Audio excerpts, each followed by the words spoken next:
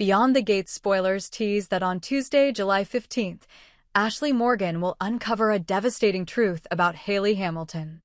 Ashley, a nurse by training and cautious by nature, begins to realize that something about Haley's supposed miscarriage doesn't add up.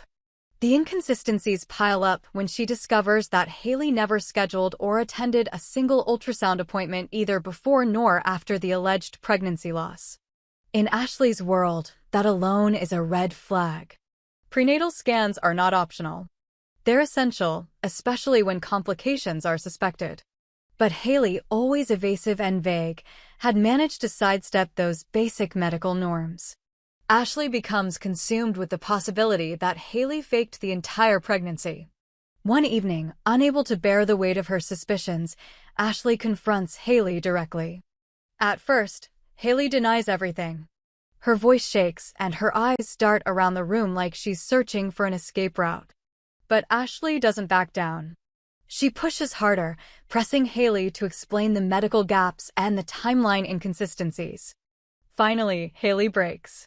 Her calm exterior shatters, and she confesses she was never pregnant. There was no baby, no miscarriage. It was all a fabrication.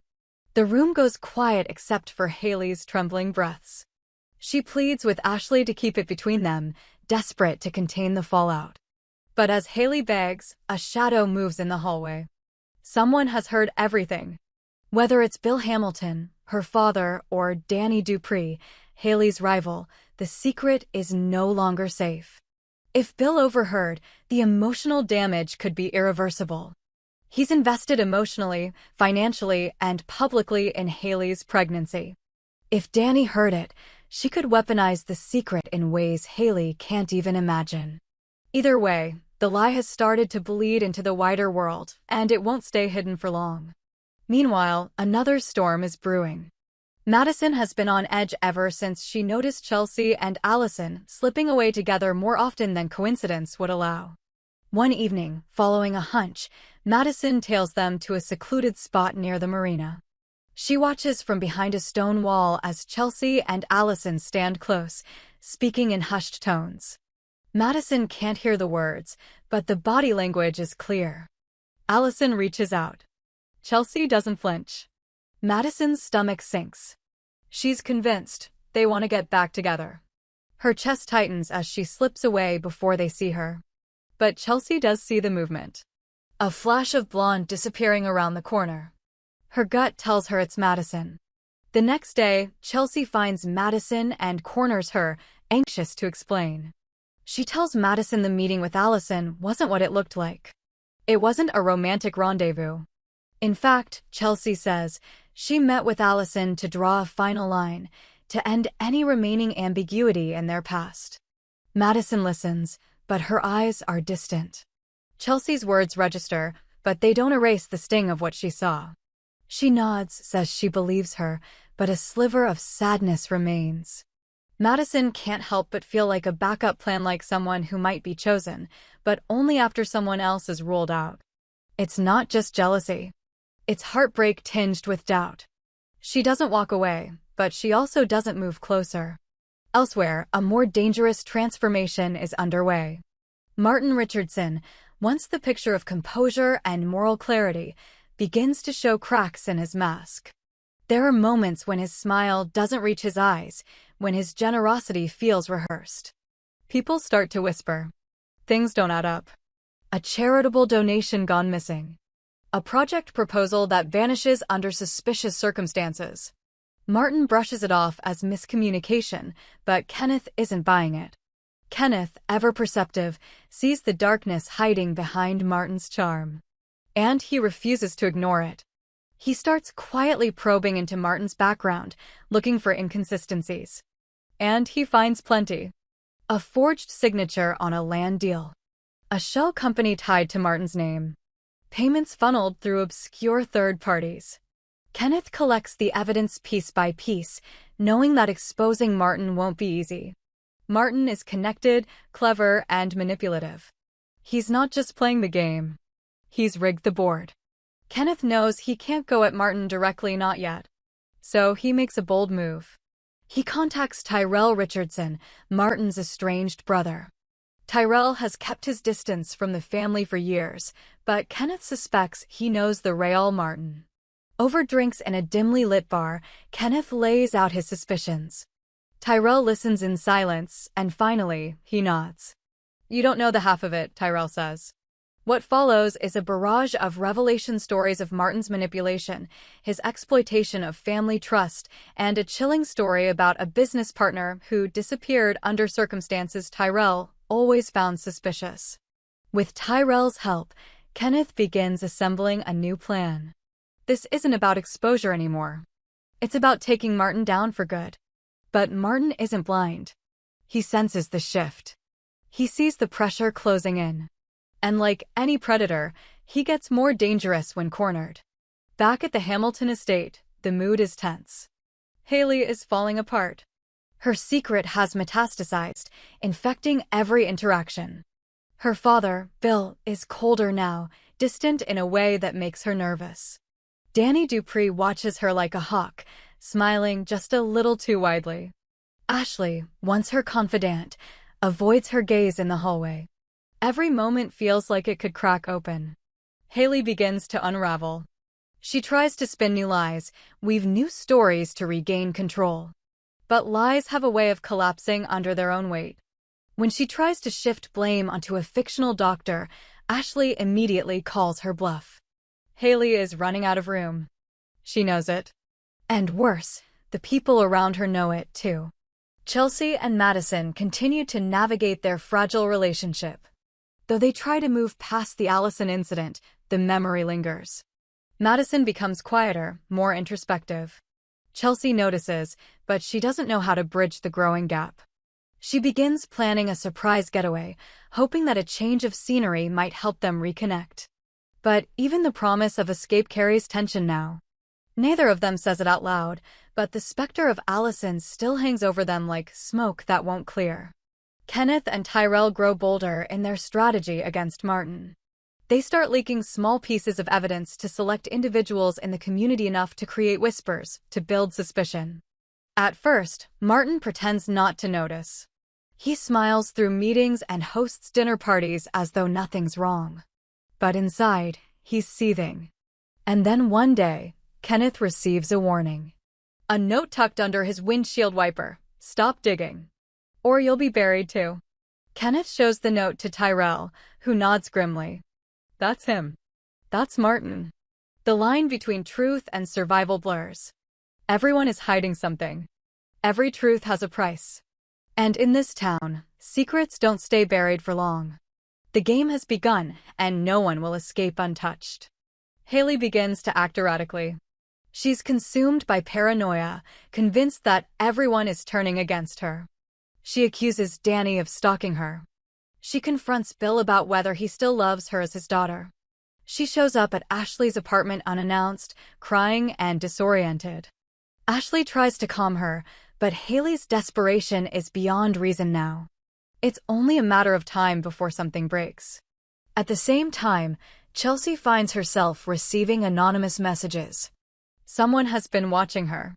Photos of her and Madison. A voice message of her conversation with Allison. It's clear someone knows far more than they should. She begins to fear that whatever is happening with Martin, with Haley, with everything, is bleeding into her life in ways she doesn't understand. And in the shadows, Martin watches all of it unfold. His smile thin. His plans evolving. He didn't rise this far without knowing how to adapt. He will not fall easily.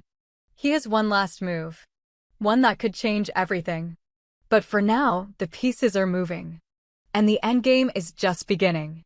Ashley Morgan becomes increasingly torn. The knowledge of Haley Hamilton's deceit gnaws at her, and the weight of the secret she carries feels heavier with each passing day. Though Haley begged her to remain silent, Ashley knows that silence is complicity. She begins documenting everything: dates, conversations, screenshots of Haley's messages, trying to prepare for the moment she may be forced to tell the truth. But Ashley isn't the only one growing restless. Danny Dupree becomes unusually quiet, her usual sharp commentary replaced by a subtle, strategic calm. She's holding something, and her timing is deliberate. Danny knows how to play power games. She doesn't confront Haley directly. Instead, she starts making cryptic comments in front of Bill Hamilton. Remarks about trust. About illusions. Bill, haunted by the confession he overheard, or perhaps only suspected, begins to distance himself from Haley emotionally. The warmth in their relationship dims. He becomes harder to reach, and Haley senses it. She begins spiraling further, lashing out at Danny in public, accusing her of sabotage. But Danny only smiles in response. She knows the value of patience. She's waiting for the right moment to strike. Meanwhile, Madison drifts into emotional isolation. Chelsea's reassurances after the Allison encounter provided temporary relief, but doubt has planted roots. Madison starts checking Chelsea's phone when she leaves it unattended, scrolling through messages, looking for signs. She doesn't want to do it, but she can't stop. One night, she sees a deleted message thread, a recovered draft of a goodbye message from Chelsea to Allison, never sent. It's heartfelt, confused, unfinished. Madison reads it 3 times. The message doesn't prove anything, but it doesn't settle her either. She confronts Chelsea with it, and the conversation turns raw. Chelsea is stunned, hurt by the invasion of privacy, but Madison breaks down, saying she can't keep living in uncertainty. The two share a moment of vulnerability, but it's clear that wounds remain open. Even love, here, has teeth. Elsewhere, Kenneth tightens his strategy against Martin Richardson. With Tyrell Richardson now fully on board, they begin feeding evidence to 2 carefully selected journalists. One local, one national. They want the story to hit on multiple fronts: corruption, fraud, and a deep dive into Martin's manipulative empire. But Martin doesn't sit idle. He begins using his connections in law enforcement and politics to sniff out the leaks. Kenneth knows they're on borrowed time. In a risky move, Kenneth and Tyrell break into a storage facility under Martin's name. Inside, they find files going back decades, offshore accounts, fake passports, footage of business deals captured in secret. But more disturbingly, there are photos, black and white prints of people from the past. Some are crossed out in red ink. Tyrell recoils. One of the crossed-out faces is a cousin who vanished years ago. "We thought he left town," Tyrell whispers. "We were wrong." Martin, sensing the noose tightening, strikes back. Kenneth's bank accounts are frozen under suspicious tax fraud claims. Tyrell's home is raided by authorities with an anonymous tip about illegal firearms.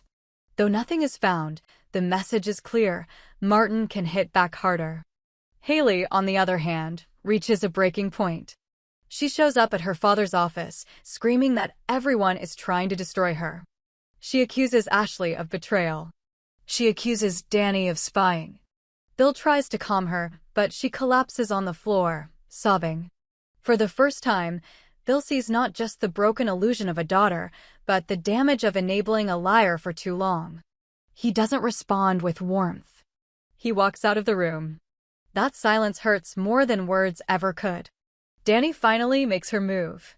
At a fundraising gala hosted by the Hamiltons, she publicly toasts to truth and integrity, before turning directly to Haley and casually asking if she's feeling better after her non-existent miscarriage. Gasps ripple through the crowd. Haley stammers, tries to deflect, but the damage is done.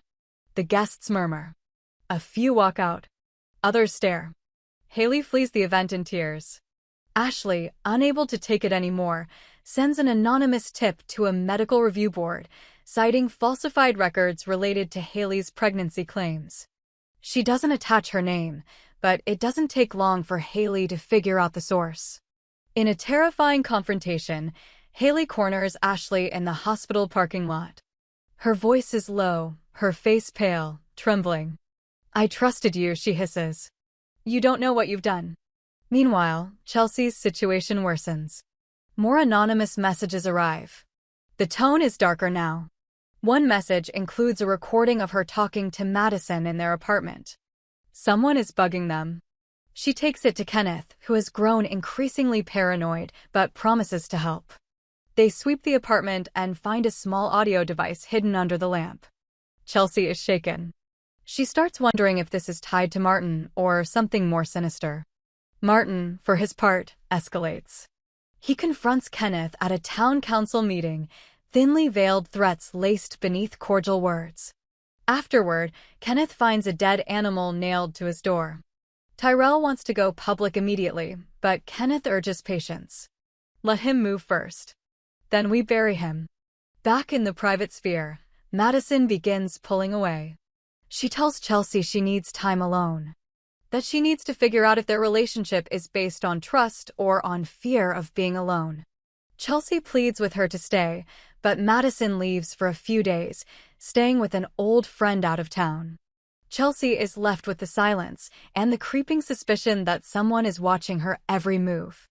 Ashley, reeling from her confrontation with Haley, receives a letter in her mailbox with no return address. Inside is a single line, "You started this. Don't forget who can end it." Meanwhile, Danny moves into a stronger political position. With Haley's reputation shredded, Danny becomes a leading candidate for a local council seat. She uses her knowledge carefully, leaking just enough to damage Haley without implicating herself. But Danny isn't doing this for public service. She wants influence. She wants reach. And above all, she wants revenge. Bill Hamilton, shaken by the fallout, starts investigating on his own. He replays old conversations, digs into Haley's past, and starts questioning everything. In one folder from her school days, he finds forged medical notes and a pattern of similar lies. It hits him hard. His daughter has been playing everyone for years. He makes a quiet call to a therapist, not for Haley, but for himself. Tyrell, emboldened by their finds, wants to take the evidence to federal authorities. Kenneth agrees. They prepare the files, back them up in multiple locations, and arrange a meeting in a neutral city. But just before they leave, Kenneth is followed. His car is run off the road.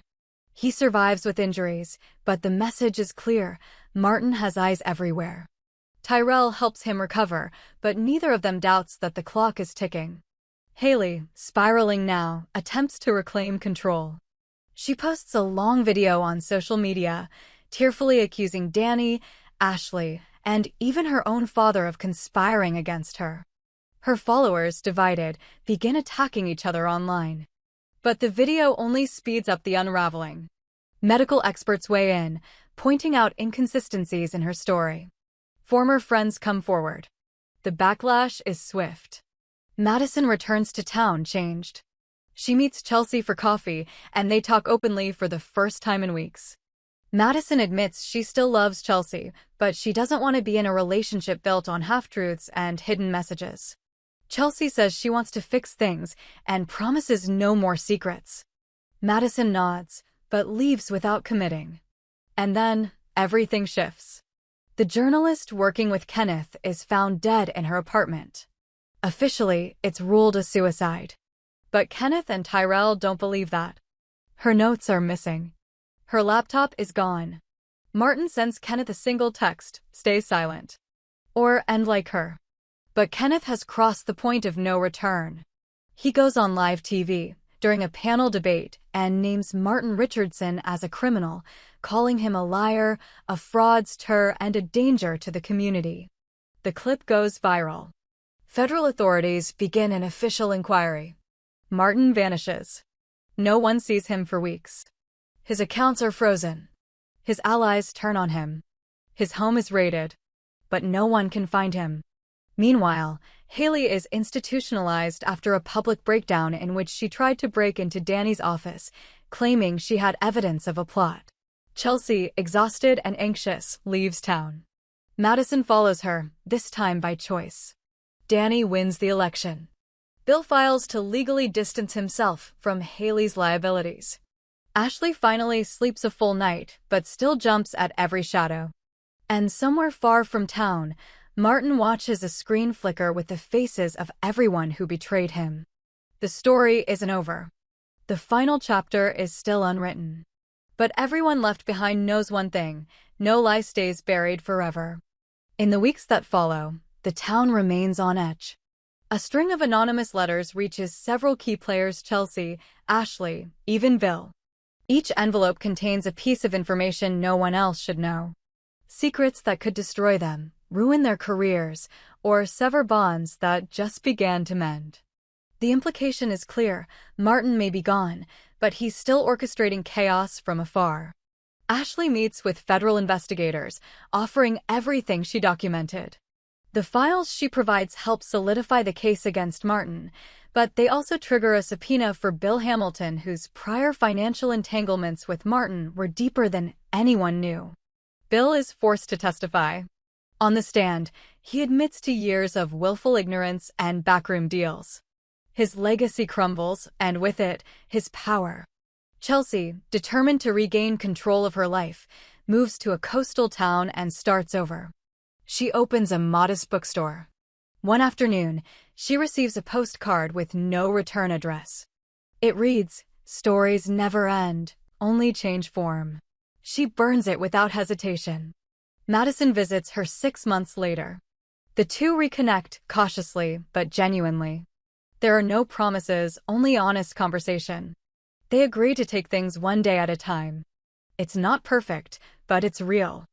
Kenneth and Tyrell, having handed over the last of the evidence, walk away from the case. They disappear into quiet lives, but remain in contact. Sometimes, at night, Kenneth wonders if he did the right thing exposing it all. But when he looks at the pictures of those Martin hurt, he remembers, truth is not optional. It's essential. Danny thrives in politics, but the victory tastes hollow. Her obsession with vengeance gave her power, but left her empty.